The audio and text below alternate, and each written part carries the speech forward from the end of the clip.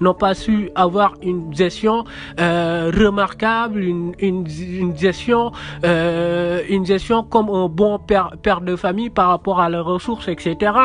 Qui a dérégulé le marché, ce sont les grands clubs. Qui a causé l'inflation au niveau économique du football, ce sont les grands clubs. On va accuser le PSG, etc. Mais qui a commencé? Faut se poser les bonnes questions.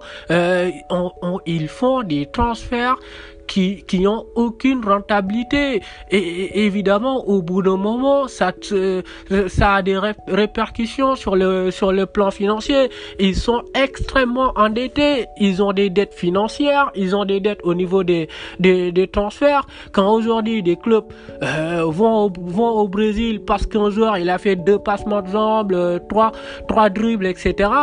Et ils mettent sur eux des 50 millions d'euros par-ci, par-là, ben ça, au bout d'un moment, ça pose problème. Quand des clubs comme le FC Barcelone, ils mettent des 180 millions d'euros, des 120 millions d'euros sur des joueurs qui rentrent pas dans la philosophie de jeu du club, dans la mentalité du club, dans la manière de jouer du club.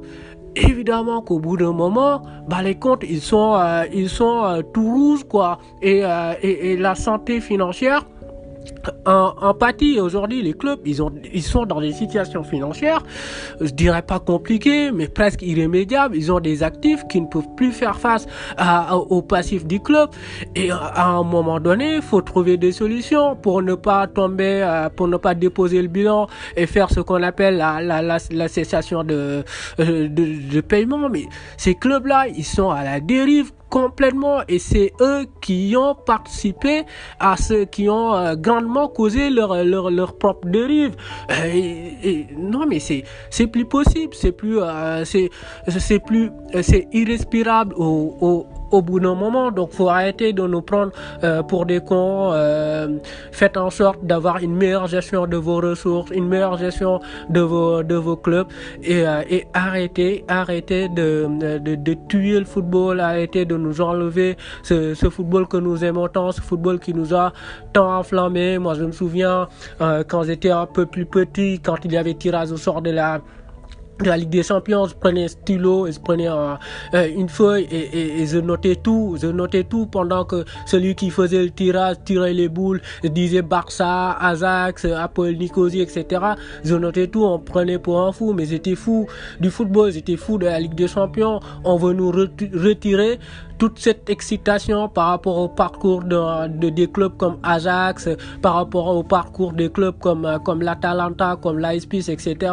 Moi, quand Ajax ils éliminent la Juventus et le Real, c'est des moments d'histoire incroyables. Quand l'Atalanta fait presque demi-finale de Ligue des Champions avec des moyens très modestes, c'est des histoires incroyables. Quand Porto élimine la Juve, c'est des histoires incroyables. Nous on veut ces histoires-là, on veut vivre ces histoires-là. Ce sont ces histoires-là qui nous font vivre, c'est ces histoires-là qui font que le football est particulier, qui font que le football est singulier. Donc voilà, qu'on ne nous les enlève pas.